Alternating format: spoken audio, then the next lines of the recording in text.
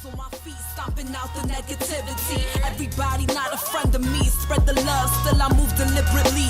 Bully face on, but the smile be heavenly. Brooklyn girls, so they love the energy, love sincerity. So I take the liberty to take them on a journey lyrically. Through hallways and alleys, dark days I carry, sharp pains and bellies. All days be heavy when you're programmed to survive. Legendary ciphers get the MCs in the... Hey everyone, and welcome to another episode of The Next Chapter. I am one of your hosts, Minister Cat, aka KittyRose, and I'm joined in live,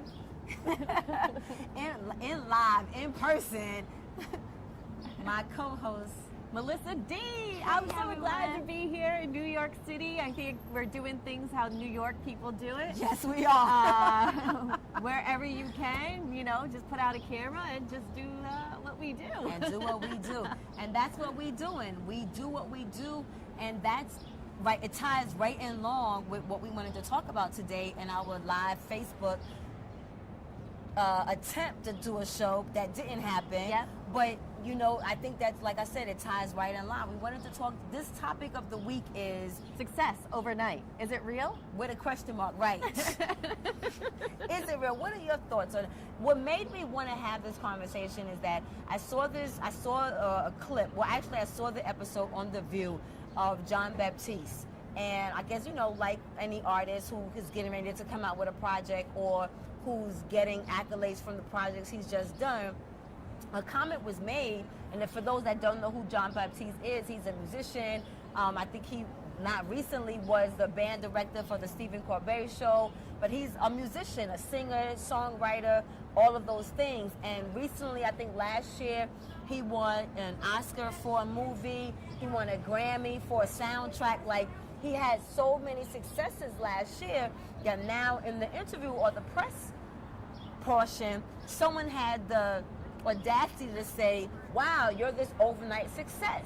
And I got a little offended by that because I felt like that's an illusion to make people think that when you become successful that it happens overnight, and it's not necessarily a process where, even in the interview, he talked about at 17 is when he realized this is what he wanted to do for a living when he was in Juilliard. But from 17 until 40 something is wow, he gets his big break. Yeah. So that's, you know, that's most of his, that's 20 something years before now the world supposedly knows who he is, if the world does know who he is.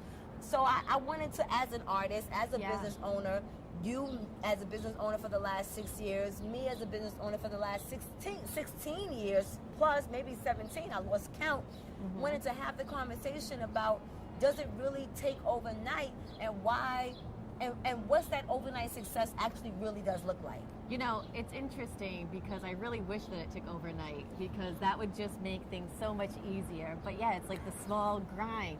The grind. But then it wouldn't. You don't think? Because that process you learn. That's true. And you adapt. You know what I'm saying? We have to change and adapt to the season, to the trends. We have to learn. Like, so I always think if I got the opportunity that I'm waiting for now 5 years ago, would I've actually been as prepared as I think that I would? You know what I'm saying? Like, I had to sharpen my skills as a public speaker. You know what I mean? Like, I had a friend of mine a few years ago who went to a Jay-Z's concert, and he's a lyricist, and he was in awe of he went to the Barclays Center. And he was at awe of everybody in the stands singing his songs, knowing his songs.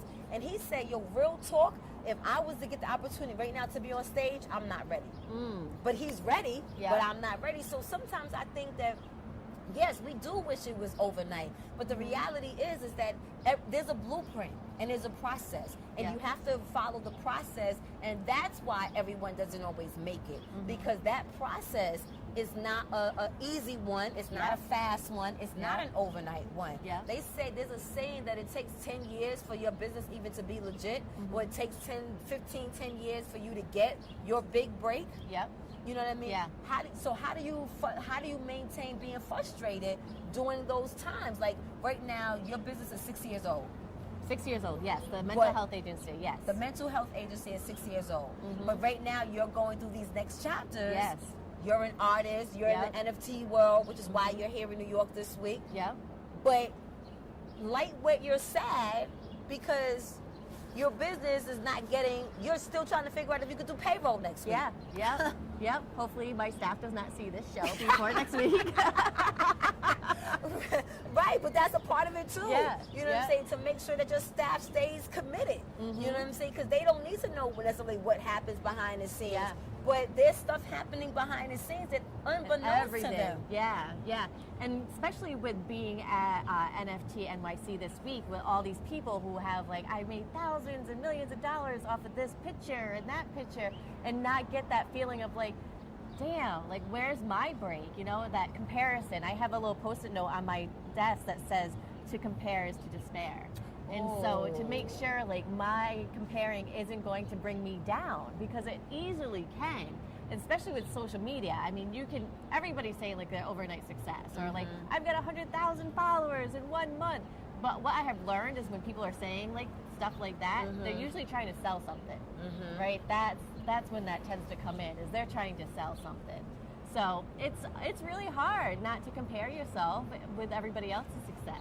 I remember someone telling me that, you know, a sister, shout out to Soraya Parker, you know, she was like, once you come into your own, and she said, stop comparing yourself, because one, you don't know what's going on in somebody else's household or somebody else's. They said what always glitters don't mean it's gold. You know what I mean? And I think we, like you said, with social media, but even before social media, I would get caught up in what my peers were doing. You know what I'm saying? Like I came up in the 90s where black excellence was on the rise. You know what I'm saying? We were making money. I came up in the Diddy stage. You know what I'm saying? Yes. And black folks was making money hand over fist. Yeah. So everybody I came up with, even the director of today's program, everybody I came up with are now like here and there, and I'm not, and I would feel a kind of way sometimes, like, well, you know, why am I not further along, or why, you know, did this break not happen for me yet? But that's a part of the problem of also maintaining and staying diligent in this, is that when those things happen, because they're gonna happen, how do you fight, you know, or how do you still maintain your sense of dedication, optimism? I think one of the things that's always helped me is like when I get in a funk, I allow myself to be in that funk for a little bit. Me too. Just let yourself feel the feeling. Me too. And then have faith that I am strong enough that I am going to get through whatever it is that I'm going to get through. Like that is where my strength is being able to, you know, rely on myself, that I am going to be able to survive and I'm going to succeed. And I think that's one of the things that I appreciate about myself, is my ability to kind of persevere through whatever it is that's thrown at me. I'm gonna take a little, I'm gonna piggyback off of that, because I've even said that to my kids, like when I get, and I'm quick to claim it, depression. You know what I'm saying? Funk, depression, when I get in them, thank God that they don't last long. You know what I'm saying? But when they do come, I have to sit in it for a minute. You know what I'm saying? I have to embrace it. And I think sometimes we fight like, okay, when we're depressed, that means that, you know, there's a stigma that's attached to that, so we can't be depressed. But I think that when you embrace that you're sad, or you're frustrated, or you're lost, like, oh, now I can touch her when she has this moment. Right. Because, you know, when you do take on those moments, you know what I'm saying, they suck, but they're needed. You know what I'm saying? Because then you can have that moment to reflect. And then you can have that moment to actually see how far you have come. And then in that reflection, be like, all right, get it together, revamp, refocus. And that's another thing, a part of the overnight success, because there's so many trends now and market trends, so you have to adapt to the trend that's current in the market that you're in. So for instance, like social media, when I first started, you know, doing what I'm doing, there was no social media. You know what I'm saying? And but social media, in a blink of 10 years, is now the thing. If you don't have numbers, nobody even wants to talk to you anymore. They used to be in the back in the day, you could just pitch your shit. And if you had a commercial on TV, that was like the big thing. Or the infomercials. Now nobody watches any of those. You know what I'm saying? So how do you adapt to the new way, especially as you get older. You know what I'm saying? Like you and I, we were saying this coming down on the train. Like we do what we do, but we could do more if we chose to. But who wants to at this age? Yeah. You know what I'm saying? So then that's the other component to being okay with where you're at. You know what I'm saying? So not only taking in the moments of sadness, but taking in being comfortable where you're at. And that's what I was told by Soraya. Once you become comfortable where you're at, you're no longer looking at what others did, what others are doing. You can go back to focusing on who you are and what you're doing and what your mission is, and being okay that if it changes. Exactly. And I know my experience, my journey has changed over the years too, of like having mental health agency, you know, being a solo person, running a bigger agency, then deciding I wanted to coach people and how they wanted to run their agency, to moving it over to wanting to coach queer entrepreneurs, to now art. So even though like there's been a thread, a common thread through it all, you know, I've taken my turns, and I think that's okay. Just like figure out what fills you up, what brings you that joy, and just move with it. And sometimes you gotta let go of stuff. Just Most times. Yeah, and Most I've times. learned that it's the return on investment. People have like, well, I put so much money into it, I'm going to keep on going. But that's a fallacy, right? Like we can just let go. Right. Because the investment didn't go to waste. Exactly. You know what I'm saying? The investment you still made is still within yourself. So I think like, okay, so I see our time coming to an end. So what's our Jesus moment? Like we had Ulysses on, and he brought up some really great and some strong points, and he gave us a different perspective coming from a man, not necessarily an artist, but running and working with artists. So the patience that we have to have with ourselves, imagine the people that work with us that has to also have patience with us. So he gave great points. So what's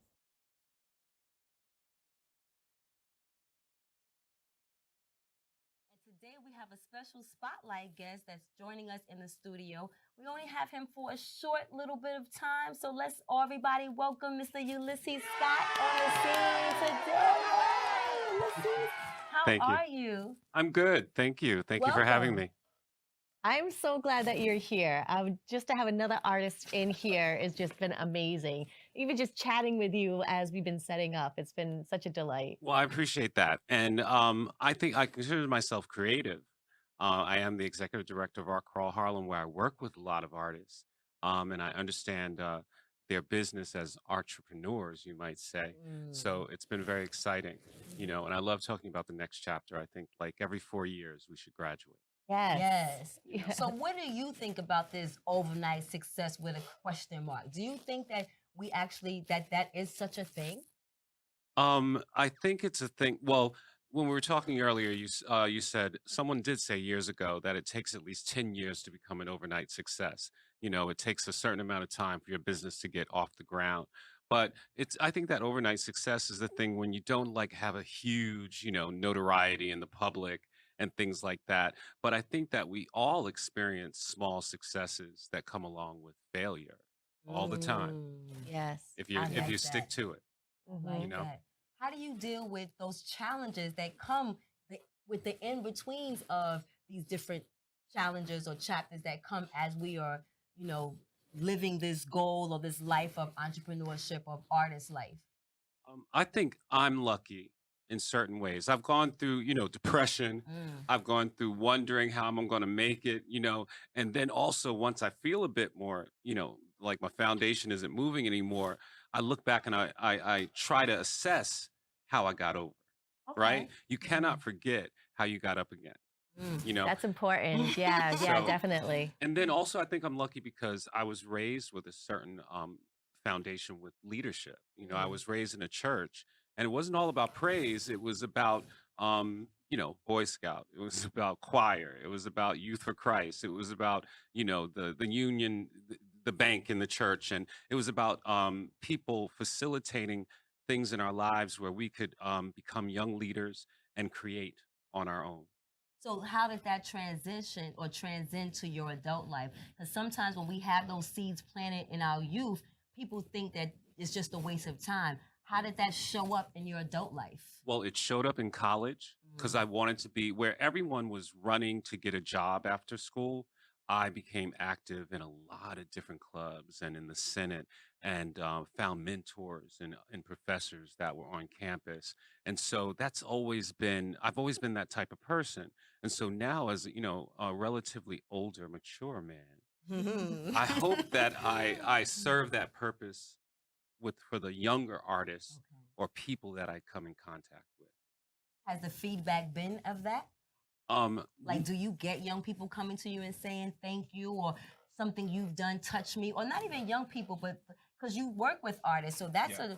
that's already a tempered spirit. Like Mhm. you having to work with all these different personalities. Yeah. How do you manage that without losing your wig? Um, Pills. No.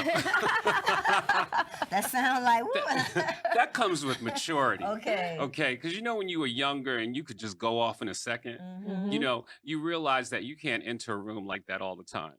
It just doesn't serve your purpose. And you have to, and the older you get, the wiser you are.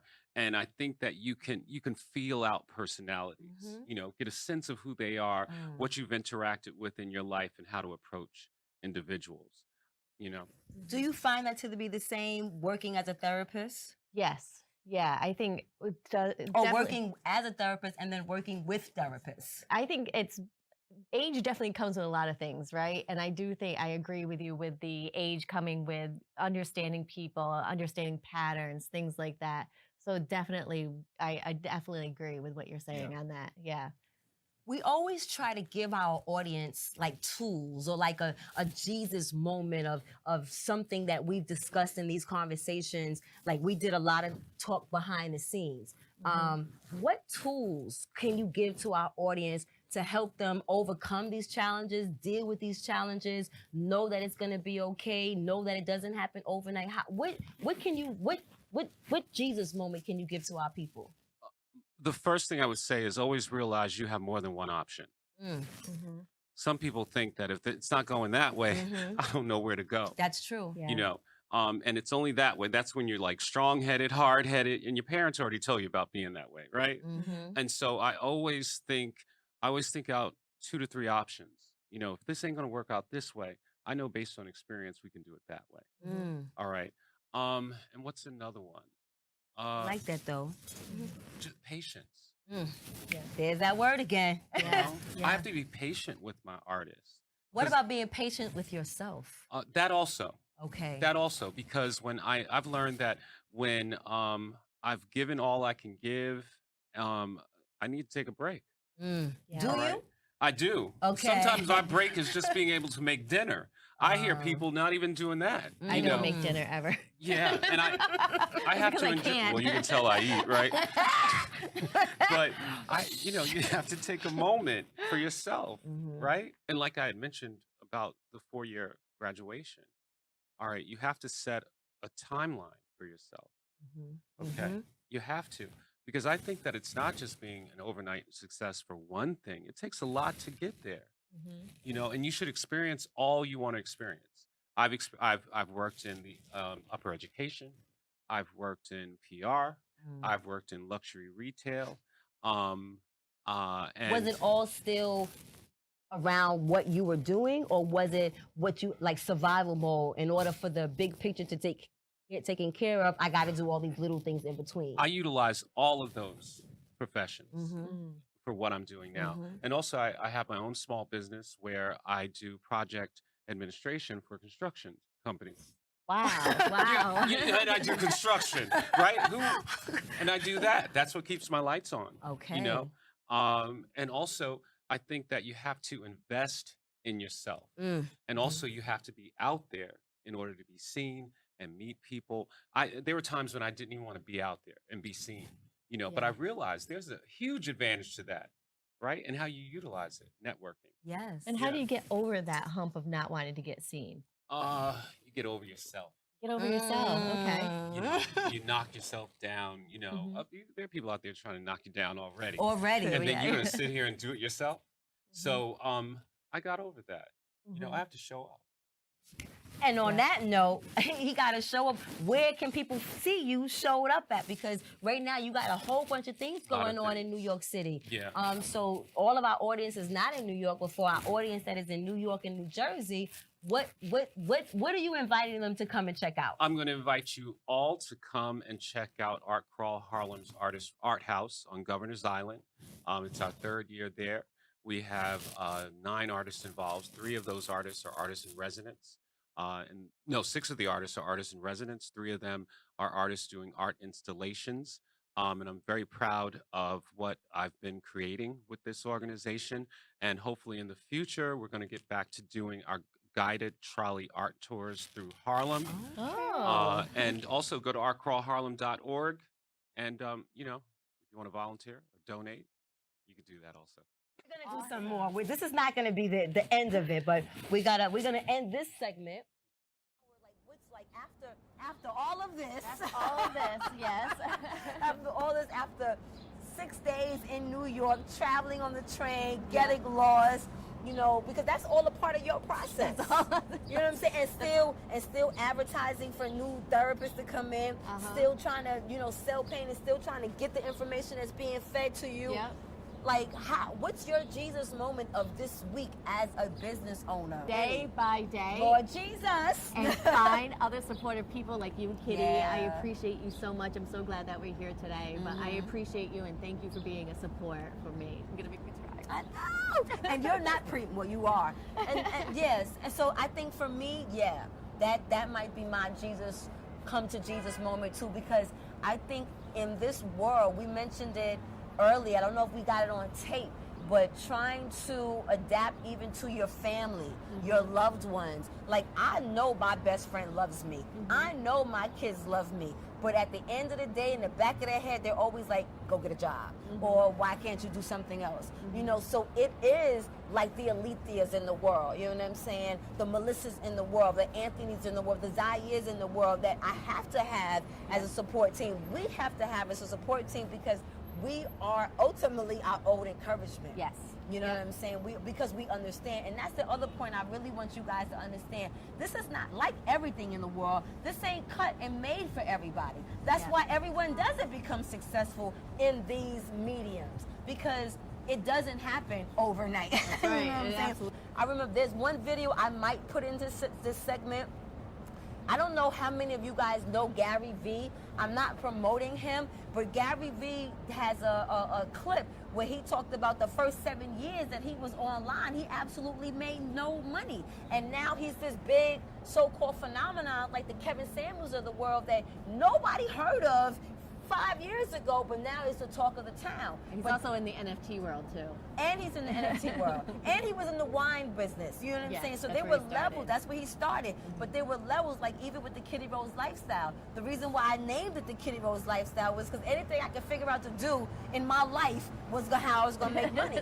But it was still layers. It went from doing events to coming into community activism to doing television to now doing movies to now back to doing television. All with the same mission of healing and wanting to give, you know, information to people, but still how to adjust, how to adapt, and how to keep going. And because I've kept going is why we're here today. It's why I met Melissa. It's why I get these benefits and these blessings. Because any day now, I got 16 years. So any day now, my shit about to pop. But one last thought. We know that the creation of humanity was not done in literal 7 days. True. We know that we do not know the concept of time, that time is an illusion. So that at the end of the day, you know, the same correlation that God has with creation, that Jehovah God has with creation, is the same with life. It's that processes, but also that day of rest. Everything we have to apply that is around the creation of earth, the connection to God, is something that we connect to ourselves on a human level. So as much as it's important for us to work and grind, it's important for us to rest. Look at past episodes. We talk about self-care. We talk about mental illness. If you do not take care of yourself, you are no good to anybody. So that is my Jesus moment. Have a support team. Know that it's not going to happen for everybody. And if it happens for you, it's because of your patience, not only with the process, but with yourself. Absolutely. Yeah, man. So on that note, I don't know when we're gonna see each other I again in know. person. I know. So you guys better milk this up, man. But we'll be back to you guys next week, back from the studio, shooting again virtually. But it was so beautiful taping the show with you in person. So nice. Brick Thank for you. allowing us to utilize the space, Beautiful BronxNet for space. giving us the equipment, Zaire and Anthony for helping us behind the scenes. And once again, everyone, we are the next chapter. I am your host, one of your hosts, Minister Cat, aka KittyRose. And I'm Melissa D. And we got Ulysses, all right, y'all? I hope you guys enjoyed it. We did the best that we can do because it's a process. And you gotta keep going. And on that note, I am one of your hosts, Minister Cat, aka KittyRose. And I'm Melissa D. And we are the next chapter where we discuss Shades of Grey. Good night, everyone. Mwah, bye.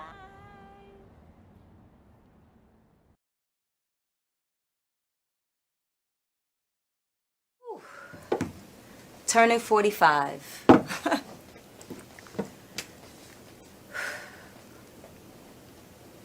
As I was reflecting on my life, I remember moments of feeling ashamed. I was doing reckless things, childish, foolish things that I thought, I knew what I was doing, but really didn't. You walk around with this attitude that you know it all, and you really don't. So yes, I'm working and I'm feeling like a fly girl in the music and movies, and I'm meeting all these celebrities, but I felt like I didn't connect. I felt like, this wasn't my life. I didn't know when my next dollar was coming in. I felt lost. So, I'm thinking to myself, you have no money, Shalisa. What can you do? This is what I'm thinking. I'm not really thinking of something that I have to invest in. I'm thinking, what can I do to get a quick dollar, because I ain't got no food in the house. Isaiah needs some Pampers. The bills is coming. I don't know when I'm going to get my next gig. What to do? It's just one night. You could do it. I made $50. No one told me that I had to pay out the security, the DJ. There's a woman in the room that gives you clothes, the mother that you gotta pay out. You gotta invest in hair, shoes, clothes. But in my mind, I'm thinking, what quick thing I can do so I can make this money and put some food in my refrigerator. $50 was not making it. Man, hallelujah, I could let him go. And one of my favorite all-time movies, Claudine. That scene where the welfare lady comes and visits, but when Claudine finally gets to get off of welfare and Mr. Welfare Man song comes on, I would pray that one day I would be able to say, no more. I'm independent. I got this. So that 2 years came and I'm done. Rent is paid. I don't owe nobody no money. Everything is good. Last year, I had to reapply. 45 has brought me a piece of understanding that all of this was a process. In foster care, I never knew when I would have to move, so I always had my suitcase ready to go. Then one day, I was adopted. My new parents opened their hearts and home to me. My parents cook my favorite breakfast for me every morning. My parents take me on trips I never thought I would go on. They gave me a home and an even better reason to use that suitcase. My parents aren't perfect, but they're perfect for me.